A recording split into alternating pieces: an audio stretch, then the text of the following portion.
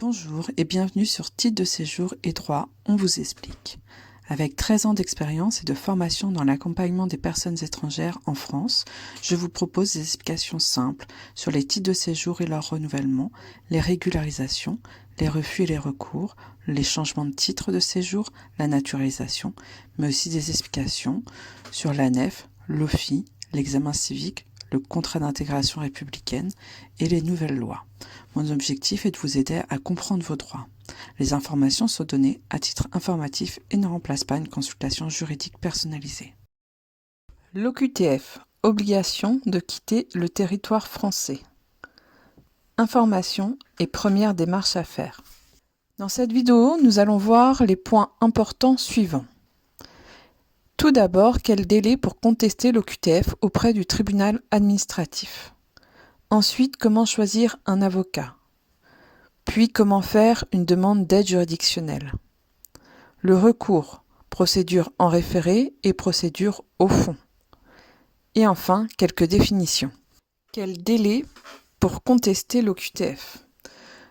Tout d'abord, le délai de recours, c'est le temps que vous avez pour contester la décision d'OQTF devant le tribunal administratif. Donc le temps pour mettre un écrit dans un logiciel qui s'appelle Télérecours ou envoyer un courrier recommandé au tribunal administratif pour dire que vous n'êtes pas d'accord avec la décision d'OQTF. Quand c'est un avocat, en général, il met un mémoire avec les arguments juridiques. Le délai de recours, vous le trouvez, c'est-à-dire le temps que vous avez, il est noté sur la dernière page de votre OQTF, à l'endroit où il y a écrit voie et délai de recours, et également dans les motifs de refus de votre demande de titre. Sur la fin, c'est aussi écrit le délai que vous avez pour faire le recours. Le délai, il débute le jour où l'OQTF vous est donné. Soit par courrier, donc le jour où vous allez récupérer le recommandé à la poste, soit si c'est sur votre compte ANEF, le jour où vous ouvrez la notification où il y a le courrier de l'OQTF, ou si on vous le remet en main propre, que ce soit la préfecture ou la police, le jour où vous signez le document indiquant qu'on vous a remis cet OQTF. Le délai classique, il est de 30 jours. Et quand c'est un délai de 30 jours et que vous faites une demande d'aide juridictionnelle, que nous verrons un peu plus loin, ça met le délai en pause. Donc vous avez 30 jours, vous faites la demande d'aide juridictionnelle au bout de quelques jours, et ben après ça met en pause et vous avez à nouveau 30 jours par la suite. On le verra un peu plus loin, plus en détail. Mais c'est possible aussi d'avoir un délai plus court. Ça peut être 7 jours quand vous avez en plus de l'OQTF une assignation à résidence, et 48 heures si vous êtes en centre de rétention. Dans ce cas, la demande d'aide juridictionnelle, même si vous la déposez, elle ne suspend pas le délai, donc il faut aller vite, il faut trouver un avocat rapidement, ou si vous n'en trouvez pas dans le délai demandé, il faut aller vous-même sur le site du télérecours pour débuter un recours et faire ce qu'on appelle une requête, c'est-à-dire mettre un courrier qui indique que vous contestez la décision d'OQTF, ce qui fait que d'un coup vous serez dans le délai de recours et l'avocat par la suite, même si le délai est passé, il pourra compléter ce recours en mettant un mémoire complet. Si vous êtes en centre de rétention, vous pouvez vous faire aider. En général, il y a des associations qui peuvent vous aider à faire cette démarche. Si vous ne faites pas le recours pendant le délai indiqué sur votre OQTF, vous ne pourrez plus le faire après. C'est vraiment un délai au jour près, impossible à dépasser. Sinon, peu importe la situation, vous ne pourrez plus refaire le recours par la suite et donc contester votre OQTF qui deviendra donc exécutoire. Si votre OQTF arrive par courrier recommandé et que vous ne la récupérez pas dans les 15 jours suivant l'avis de passage du facteur, si vous n'êtes pas chez vous, le facteur laisse un petit papier qui vous dit que vous pouvez aller la récupérer au bureau de poste. En général, la poste garde les documents pendant 15 jours et après, le courrier, il repart à la personne qui l'a envoyé, donc à la préfecture. Dans ce cas-là, la préfecture considère que le départ du délai, c'est le jour où le facteur a laissé l'avis de passage dans votre boîte aux lettres. Donc dans le coup, si ça fait déjà 15 jours que c'est reparti à la préfecture, il vous en reste plus que 15 si c'est un délai en 30 jours. Donc il faut aller très vite pour la récupérer. Le mieux, c'est de contacter un avocat de suite, lui expliquer la situation pour que lui puisse faire une demande d'aide juridictionnelle pour stopper le délai, récupérer l'OQTF et faire le recours par la suite.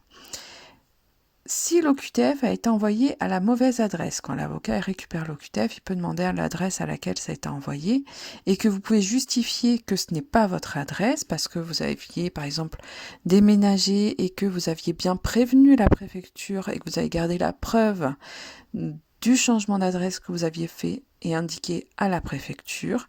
À ce moment-là, le recours peut être fait après le délai. Mais il faut bien apporter au tribunal la preuve que vous aviez informé la préfecture de votre changement d'adresse. C'est pour ça que c'est vraiment important, quand vous faites une démarche en préfecture, de toujours soit l'envoyer en recommandé, soit avoir une capture d'écran de la démarche, soit demander à la préfecture de tamponner la preuve de ce que vous avez déposé à l'accueil. Comment choisir un avocat ? Tout d'abord, je vous conseille de choisir un avocat qui est spécialisé dans le droit des étrangers, évidemment. Pour cela, vous pouvez regarder donc le site internet de l'avocat, si déjà il indique dans ses spécialités qu'il est spécialisé dans le droit des étrangers, mais également sur d'autres sites où on peut voir quel type de procédure il fait. Si vous voyez qu'il fait que des recours dans le cadre du patrimoine, on peut penser que c'est quand même très éloigné du droit des étrangers et que de ce fait-là, si c'est principalement ce type de recours qu'il fait, il va pas être vraiment spécialisé dans le droit des étrangers. Donc voilà, quand vous tapez dans Google le nom de l'avocat, il y a toujours différents sites qui sortent avec différentes informations. C'est important d'aller les regarder pour s'assurer que c'est un avocat qui est spécialisé dans le droit des étrangers. Si sur son site il met 10 spécialités, moi je pense toujours que on ne peut pas être formé dans tous les domaines du droit, c'est pas possible parce que c'est trop compliqué déjà un domaine de le maîtriser complètement, donc 10 ça me paraît compliqué, ou quand c'est des domaines trop différents, comme tout à l'heure je vous disais, le patrimoine et le droit des étrangers, c'est vraiment très éloigné, c'est un peu plus rare, souvent les avocats vraiment spécialisés, ils font du droit des étrangers, des fois du droit de la famille aussi, certains un peu de droit du travail, mais souvent des domaines qui peuvent être liés les uns aux autres. Si vous envisagez de demander l'aide juridictionnelle parce que vous avez peu de ressources, il faut demander, tous les avocats n'acceptent pas d'être payés par l'aide juridictionnelle, donc c'est important de lui demander. Si vous avez des personnes autour de vous en qui vous avez confiance, qui ont déjà eu à prendre un avocat pour des recours dans le droit des étrangers ou qui connaissent et que voilà ils ont eu des bons retours, ça peut être aussi important d'en discuter pour avoir des avis différents et pouvoir vous faire vous-même un avis sur un avocat qui pourrait être bien pour votre recours. Il faut aussi réfléchir à ce qui est important pour vous quand vous choisissez un avocat. Est-ce sa disponibilité, le fait qu'il soit proche de chez vous, proche du tribunal pour être sûr qu'il soit présent à l'audience, qu'il ait un secrétariat? Peu importe, c'est à vous qui vous appartient de vous dire, voilà, moi ce que je veux pour mon avocat, c'est qu'il ait tel et tel critère. Vous pouvez questionner l'avocat pour vous décider, lire les commentaires sur internet, évidemment il y a plein de commentaires qui peuvent être différents, mais si des éléments reviennent régulièrement, ça peut vous donner déjà une idée de comment fonctionne l'avocat. Attention, un avocat n'a pas le pouvoir de réduire le délai de fonctionnement du tribunal. L'avocat, il écrit le mémoire, c'est-à-dire il rédige un écrit pour le tribunal pour contester les motifs de l'OQTF avec les informations et les documents que vous lui donnez. Il ne peut pas inventer une situation que vous n'avez pas, donc c'est à vous d'apporter à l'avocat les preuves de ce que vous avancez pour que lui puisse les mettre en avant dans son écrit. Un bon avocat, il utilisera les bons textes de loi, les bonnes jurisprudences, il va en effet fouiller le code d'entrée du séjour des étrangers pour trouver tous les arguments pour vous défendre. Mais il ne peut pas faire travailler les juges plus vite, ni changer les lois.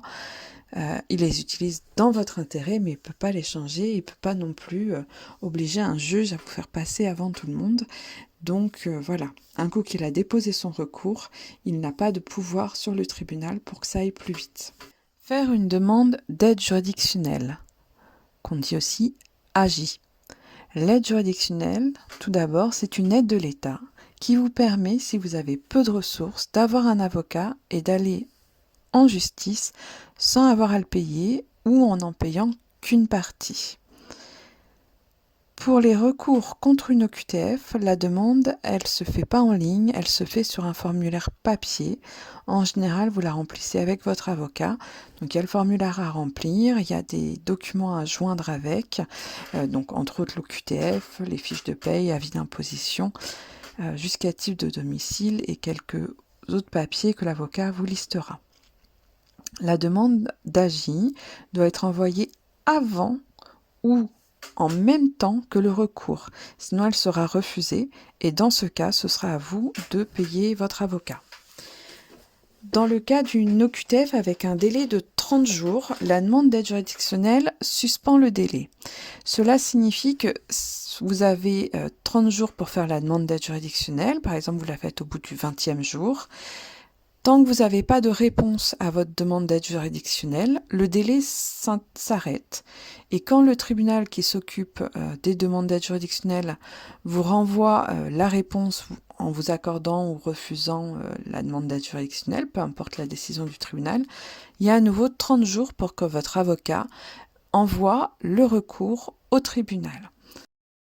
Le recours, les différentes procédures. Vous, votre avocat, devez saisir le tribunal administratif de votre lieu d'habitation pour tester votre OQTF. Il y a 2 recours possibles. Le plus important, c'est le recours au fond et il est obligatoire. C'est la procédure où le juge, il étudie le dossier, donc les éléments apportés par vous, votre avocat, donc les arguments juridiques, votre situation par rapport à la loi et ceux de la préfecture. Donc votre avocat envoie un mémoire, la préfecture en envoie un également. Et puis après, il y a des échanges, donc chaque partie peut compléter au fur et à mesure du temps par des nouveaux éléments jusqu'à ce que le tribunal décide de clôturer les échanges et à partir de cette date, tout autre élément ne sera pas pris en compte. Puis le juge décide si l'OQTF doit être maintenu ou annulé. Le juge peut décider de 3 choses, soit de confirmer la décision d'OQTF et dans ce cas, votre seule solution d'un point de vue recours sera d'aller devant la cour d'appel, soit il décide d'annuler l'OQTF et de demander un réexamen de votre situation. Ça veut dire qu'il faudra refaire un dossier de demande de titre de séjour à la préfecture et elle devra à nouveau l'étudier et reprendre une décision. Ou enfin, le juge peut décider d'annuler la décision d'OQTF et d'ordonner la délivrance d'un titre de séjour. Dans ce cas, la préfecture doit vous donner un titre de séjour ou faire appel de la décision. La préfecture peut aussi n'être pas d'accord avec le juge et faire appel. Dans les 2 derniers cas, en général, les tribunaux donnent un délai à la préfecture pour réexaminer votre dossier ou un délai pour vous donner un titre de séjour. Le recours en référé suspension. C'est une procédure d'urgence, donc le tribunal doit vous convoquer rapidement, à la différence du recours au fond qui peut prendre plusieurs mois, voire des fois plus d'1 année. Le recours en référé, lui, c'est quelques semaines maximum avant d'être convoqué. L'objectif de ce référé, enfin de ce recours en référé suspension, ce n'est pas que le juge décide définitivement si l'OQTF est maintenu ou annulé, puisque ça c'est l'objectif du recours au fond, mais qu'il prononce dans l'attente d'une décision finale, donc de la décision du recours au fond, une décision temporaire de suspendre ou non l'OQTF afin que vous ayez un récépissé en fait ou non pendant l'attente. Donc ce sera une autorisation provisoire de séjour la plupart du temps.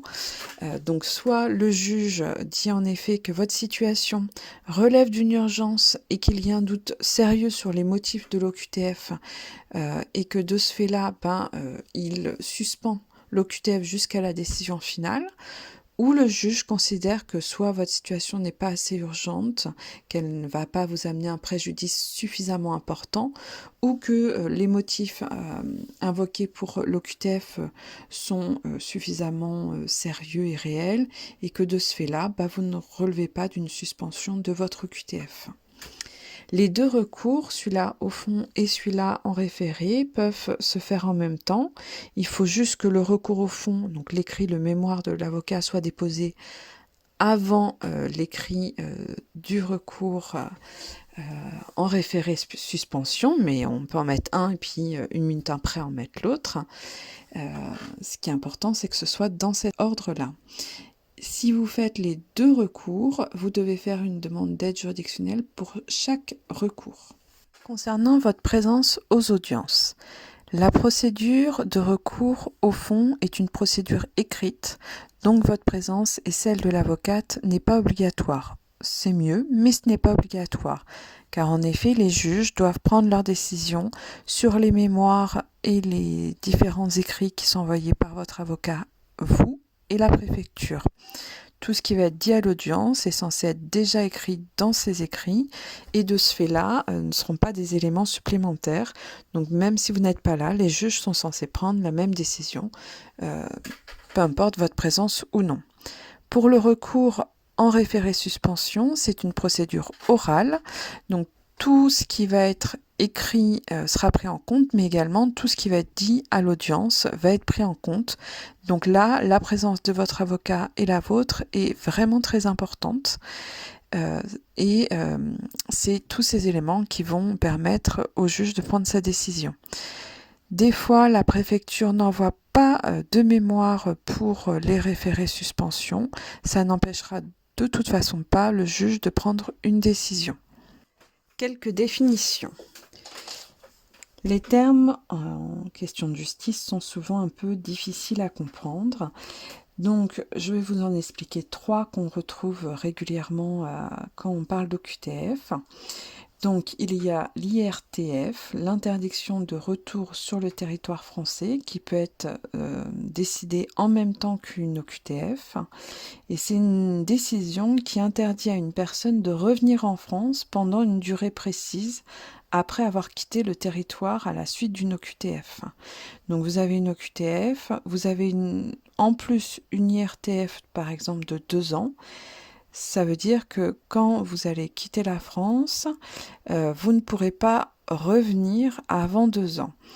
Si vous ne quittez pas la France, alors toute la question juridique se situe un peu là. Certains avocats disent tant qu'on ne quitte pas, l'IRTF ne débute pas, donc on peut redéposer. Ça se défend d'un point de vue juridique. C'est pas simple, mais ça se fait. Et d'autres disent non, il n'y a pas le choix de retourner et de revenir. Après, ce qui est évidemment le mieux, c'est de faire annuler l'IRTF.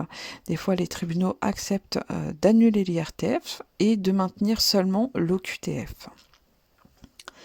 L'assignation à résidence, qui peut être également mise en même temps qu'une OQTF, c'est une mesure qui oblige une personne à rester à un endroit précis et à respecter certaines règles, comme aller signer chaque jour ou chaque semaine ou chaque 15 jours à la police en attendant son départ de France.